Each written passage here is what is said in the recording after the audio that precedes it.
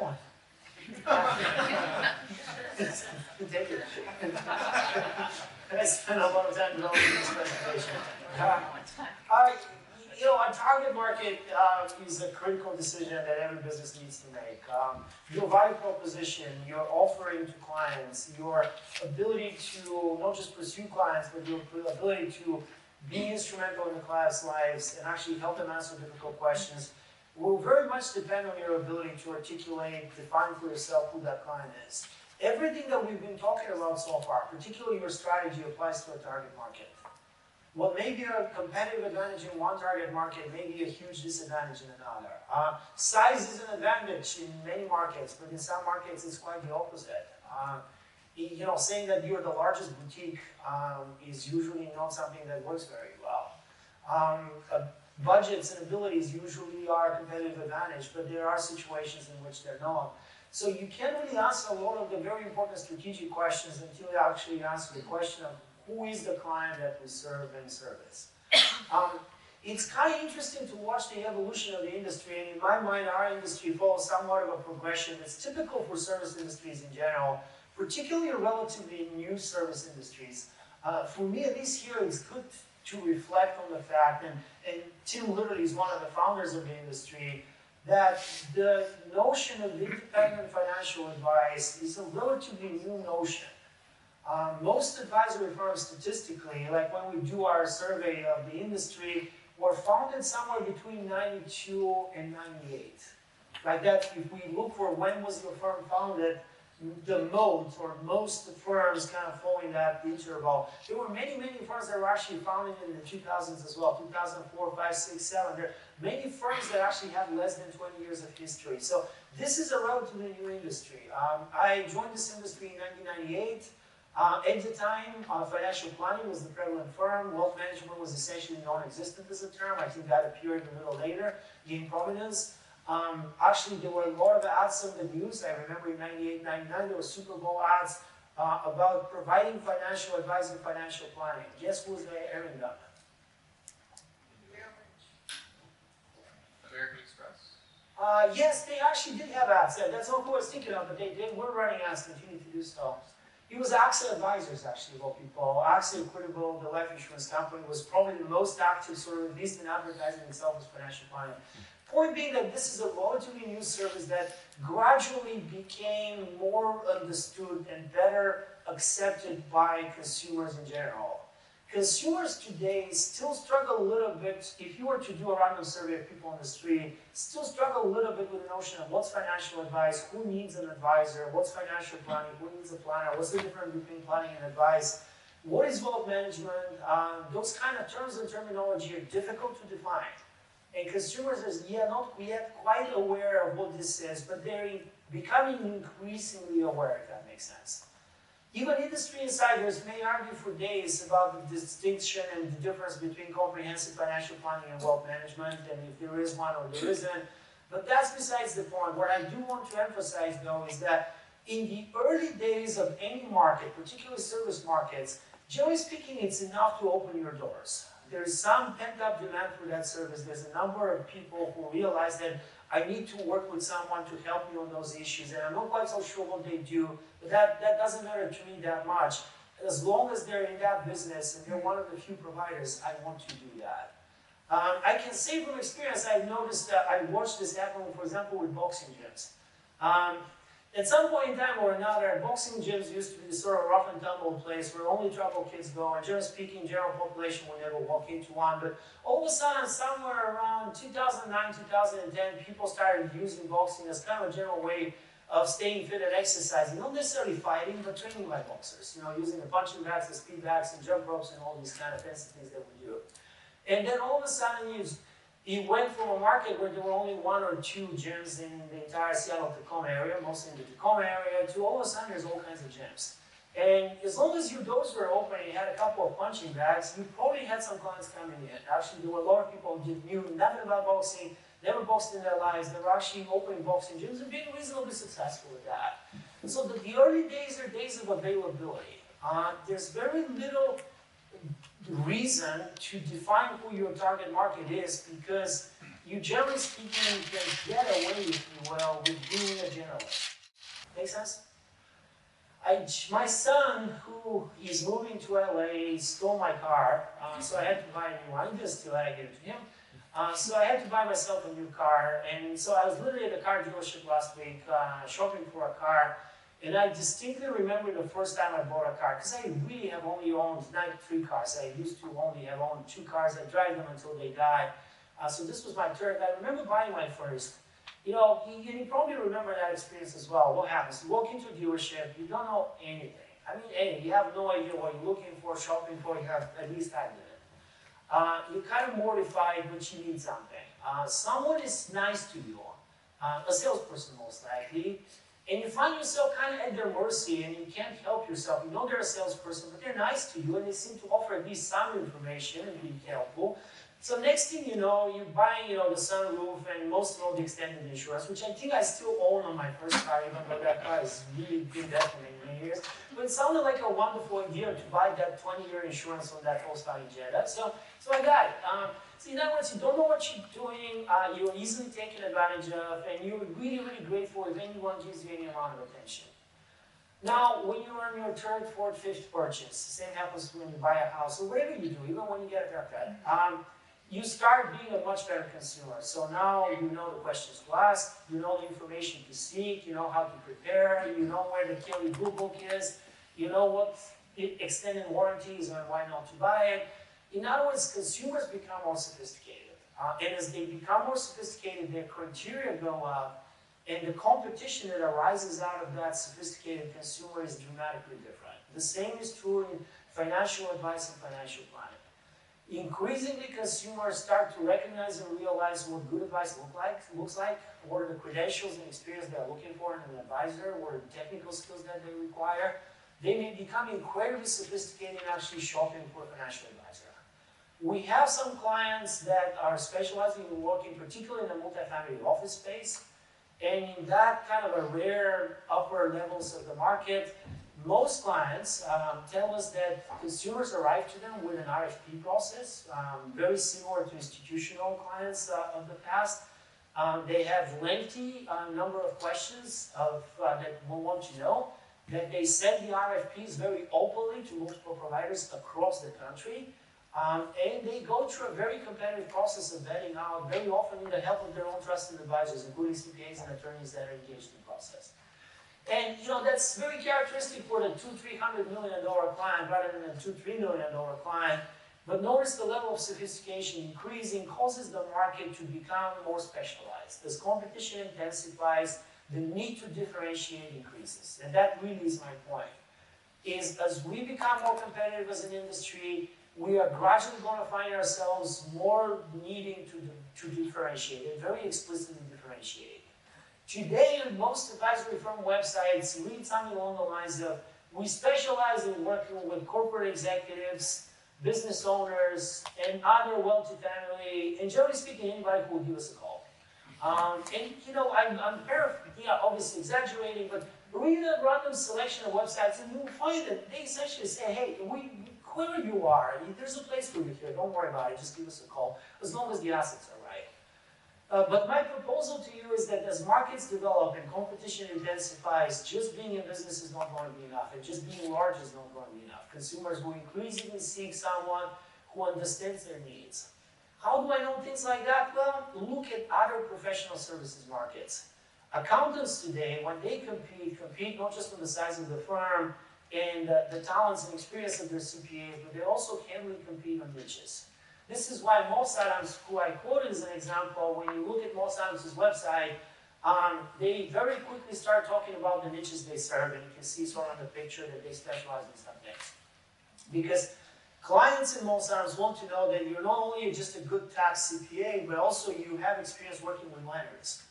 And it actually can bring them some insight into what the winery should look like from a P&L perspective and more sound the issues that they face from a tax perspective, things like that. The same is true in business consulting. There are a lot of business consulting firms. Our largest competitors like Bain, McKinsey, and others are about 10,000 times larger than we are, and about that much smarter too. In order for us to compete, we can't just be general consultants. We need to actually be consultants that specialize in something. It can be a service or it can be a specific market. So niche strategies are a very important way of differentiating, something not to be ignored. And generally, it is my belief that as firms evolve, as the industry evolves, we will see more and more firms that are specialized in serving a very specific market. And we saw some examples in the earlier discussion as well. And then finally, we will find that also the development of the service itself will become contingent on who your market is. It's not just the differentiation, but the things you need to do have a lot to do with who your client is. Somebody early on mentioned as an example of dentists as a market, for example. I've always admired sort of the earlier version of Mercer Global Advisors before they became this very acquisitive firm, which I still think of the world of. But before that, they were also a great example of working with dentists. That's how they developed the initial firm. What was remarkable was not only that they specialized in that market, but to what degree their service proposal had evolved in that direction. They literally were doing practice management consulting for dentists. They'll do business consulting for dentists. They'll help them staff their offices. They'll help them purchase insurance. They will help them purchase equipment. They'll help them finance equipment. They were doing essentially a lot of things that no normal advisory firm would ever do. But those were the kinds of things that were necessary in order to compete in that market and effectively deliver services to clients. So a good definition of your target market is necessary in order to articulate a strategy. It may be very necessary in order to compete. Being relatively generic is something that you can get away with in the early stages of a practice, in the early stages of an industry, but over time, narrowing your definition is critical so that you can choose the right resources to have or not have. Some of the choices you need to make: do we need an estate planning department? Well, who do you work with? What kind of investment strategy? Do we need to incorporate alternative investments in our investment strategy, or do we need to stay a little more generic? Well, who is your client? What do they need? A lot of these technology questions are also contingent on who are our clients, what do they expect from us. So we can't really answer the question of how to deploy our resources unless we answer the question of who is our target market. Make sense? How do we describe our target market? To say, okay, we understand we need to have a target market, so here's our target. What are the words or parameters we need to use in order to define a target market? Not a rhetoric question again.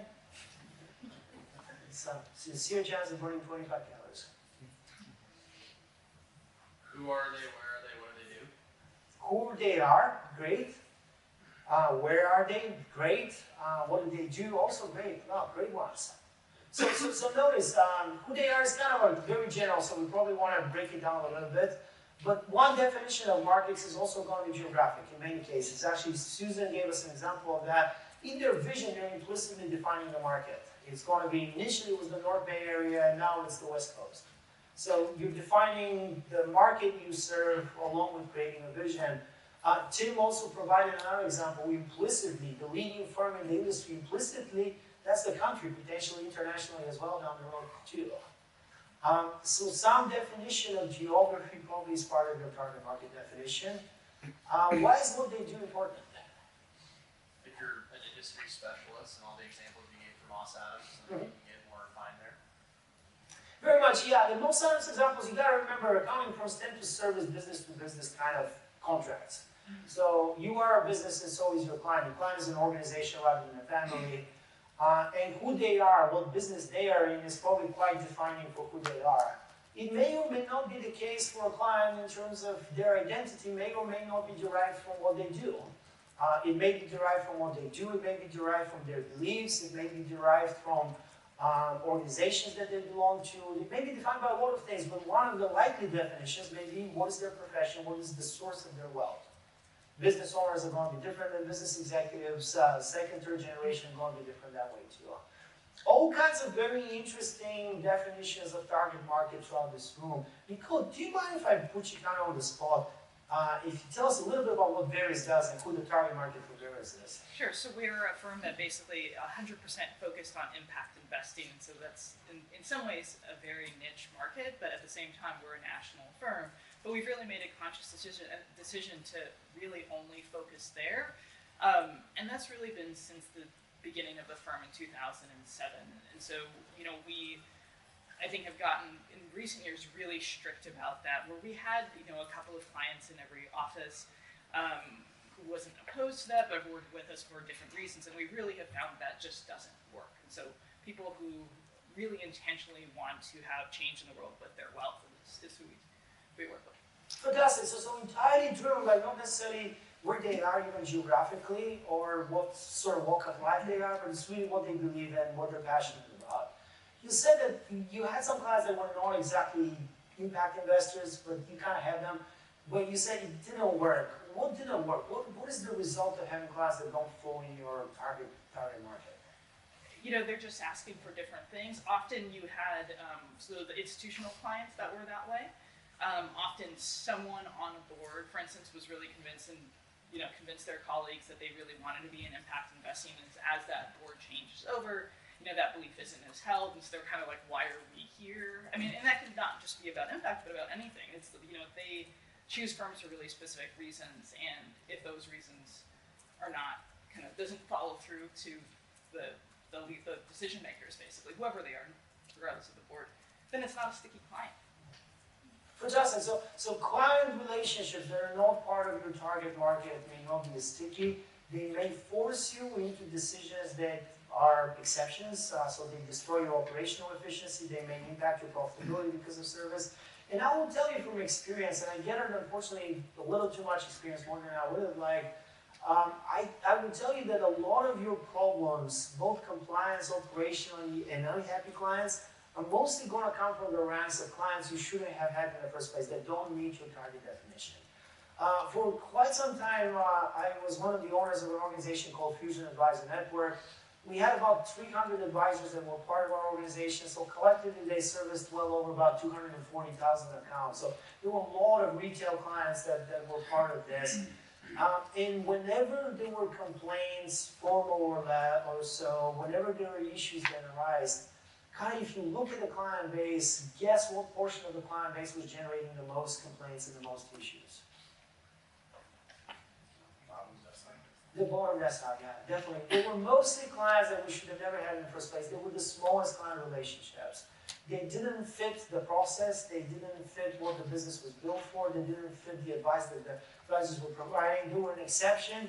And because they were an exception, they were always going around, they sort of become this pebble in the shoe that nobody's happy with. So even from a client compliance perspective, it's not just about the minimum revenue that you derive, but it's really about clients who actually value what you do and who subscribe to the same sort of philosophy that you have.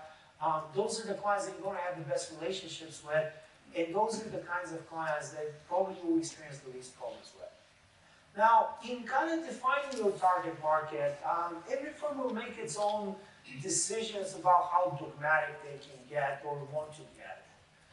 It's, in my mind, it's very important to have a very good understanding of who is your core target market, who are the clients that you're designed to service. These are the clients that you can do your best work for. These are the clients that your resources are designed for. These are the clients that you want to have. These are the clients that want to have you. And we'll call that the core market. Around the core market, there can be a sort of another circle of various size that I will call an auxiliary market. If you work with dentists, maybe you can stretch into doctors as well. I mean, doctors and dentists, they have a lot of similarities. If you work with business owners, maybe you can stretch a little bit into certain types of business executives, especially executives of privately owned companies, maybe fairly close in mentality and behavior and income to business owners and so on. In other words, you can find some crossovers. Those crossovers may be things that you accept. Those crossovers may be things that you can leverage existing resources, particularly existing knowledge, to work with. For example, we specialize in working with advisors. From time to time, we get tempted into working with investment managers. It's not the exact same market, but it has a lot of similarities, has a lot of overlap. From time to time, Doug will venture into a CPA firm, which is our background, and it has some similarities as well. So they're kind of auxiliary areas that are interesting to explore. Some of your auxiliary areas may also become future markets that you will go to. Does it make sense? You may kind of dabble a little bit in dentists if you are specializing in doctors until the day when you choose that dentists deserve their own niche and you develop that. At that point in time, you have some clients to start with, you have some knowledge and some people to start with. So your auxiliary markets may be the future markets that you're looking to develop. And then there's the exceptions. And this is kind of always an interesting area because exceptions, they say that road to hell is paved with good exceptions. And then they also say that the street lights are provided by exceptions. So that's kind of the road to hell is paved with good intentions, and the streetlights are exceptions. That's kind of what happens. It's very easy to talk yourself into, that should be a client because they're the cousin of this client that knows this client that's really important for this other client. Firms do a lot of that, and there you kind of have to be careful. You have to eventually draw the line, and once again, the line is not just drawn in terms of defining minimum revenue standards, it also is defined in terms of what we can and cannot do. Once again, back in the Alzheimer's days, accounting firms get sued a lot, and every time we get sued, and I will get a notice of that because we're a partnership, which means that you are getting sued too, usually it was a service that we don't normally provide, but somebody made an exception for a client because they thought it was a good idea. Literally, we were talking over dinner about that exception that I knew an advisor in California, of all places, who was at a Thanksgiving dinner with his sister-in-law. His sister-in-law said, "I wonder if this is a good investment with some kind of real estate partnership." He said, "No, I can't talk about that. Come to my office, we'll review it together. It has to go through the normal compliance process." She said, no, really, just take a quick look, and, just as a friend." He did. She sued him because it failed. His sister-in-law over Thanksgiving dinner. So there you go. Exceptions can be dangerous from a compliance and operational perspective as well. But exceptions, they are there.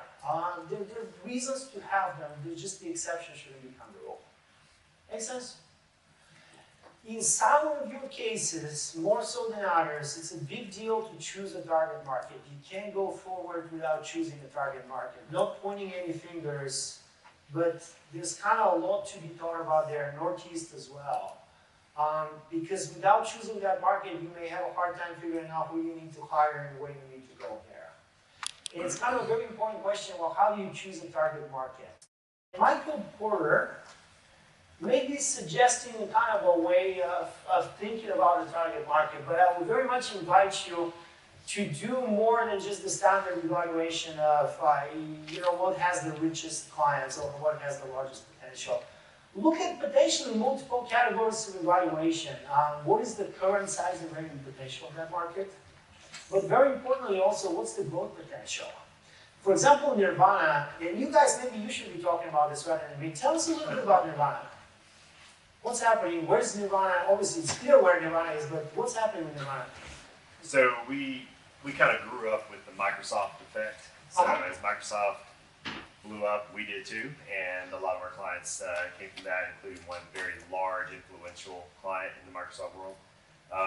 We've kind of just stagnated from a growth standpoint at this point. And so there's a lot of opinions in the firm right now about who is our client, where should we go, how do we go tap those new markets, because we've kind of dried up in this thing that made us who we are, highly successful, profitable firm, but yet we've slowed down. So right now we're trying to figure out, where do we go?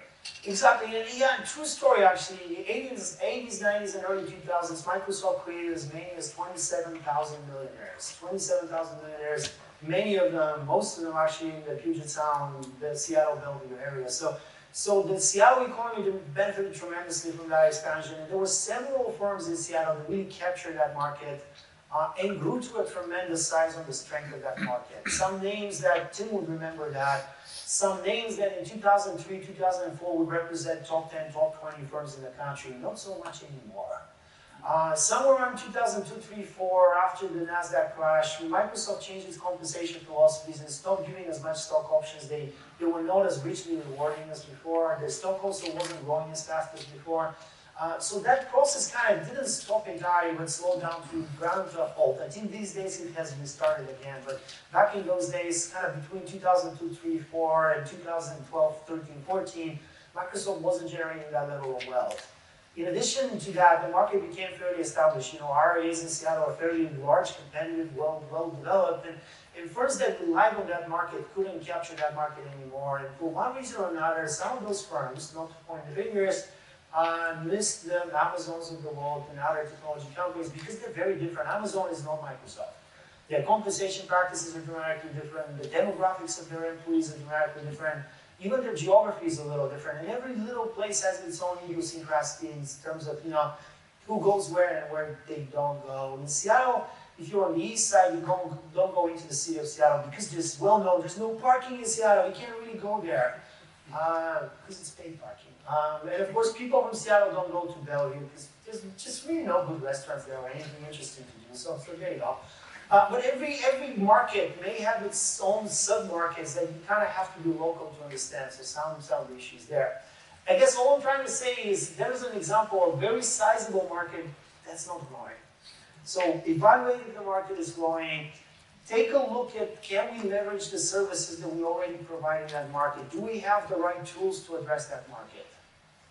Do we have the right people, the right services, the right methodology? Is this going to be a profitable market for us? Very important question. Time and again, I see firms that want to develop a multi-family office service. They really, really, really want to. I always scratch my head a little bit because we see a lot of P&Ls. The least profitable firms in the industry are actually the multi-family office firms. In kind of looking at that alone, I'll be wondering, why do I want to, it's dogs chasing cars. When you catch them, when you get it done. So it will be something to be worried about. I think a very good question to ask is, what's the competitive environment in that space? If I'm pursuing multi-family office clients, who else is doing that? Everybody. Then how intense is the competition there? So kind of look at that as you evaluate that market. What's the cost, of course, of entering that market? That's the Michael Porter. And what's the ability to find points of leverage? In other words, do we have a distribution channel?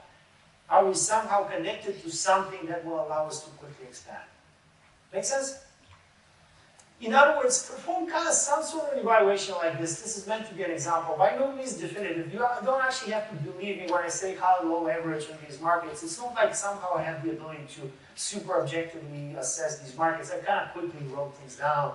But create a grid like this. Create your own grid. Apply that grid to the markets you're considering. It may actually generate some perhaps aha moments in terms of what's the best market to pursue and what's a market that's not so good to pursue. Make sense? At the end of the day, you need to have a good definition of a target market. At the end of the day, that definition of the target market should allow you to focus, not dilute that focus. So you can choose 2 markets, you can choose 3 markets, just don't choose 20 or 30, because at that point in time it would be impossible to believe that you're an expert in everything. And then last but not least, you have these interviews with your founders, most of your firms, so please everybody who has founders, and they're suggesting some ideas. And the same is true for vision. And by the way, they're kind of painting a picture of what they envision for the future. I would probably say read those statements carefully. They probably tell you a lot. But also validate those statements. We will talk tomorrow about using data to validate some of them, but also recognize that the way the founders see the market may be biased based on their experience and where they have found success. You'll find very often, nothing against the founders, but as they say, if you're holding a hammer, everything looks like a nail. If you've developed your career working with financial advisors, you're going to have a very hard time believing that financial advisors are not a good target market. And very similarly, if you've developed your career being a generalist, you're going to have a very hard time believing that you need to specialize. And this is happening in the industry a lot today. A lot of the firms that we work with, the founders don't understand why G2 needs to specialize because they didn't need to. But they grew up in a different industry where you can be very successful without specializing. The industry of today and the industry of the future is requiring, in my mind, more and more specialization. You kind of have to pick a team, you have to pick an industry, you have to pick a specialization. And it's difficult to grow a reputation without that. So kind of keep that in mind as you consider everything that the founders are saying. Don't dismiss it. But look to validate it, and don't be shy about even doing a little bit of research, because most of the time you find yourself in a slightly unfamiliar market. We're kind of randomly scattering these firms throughout the country, so you may just Google a couple of things very quickly just to find out what are the parameters of that market as well. Make sense?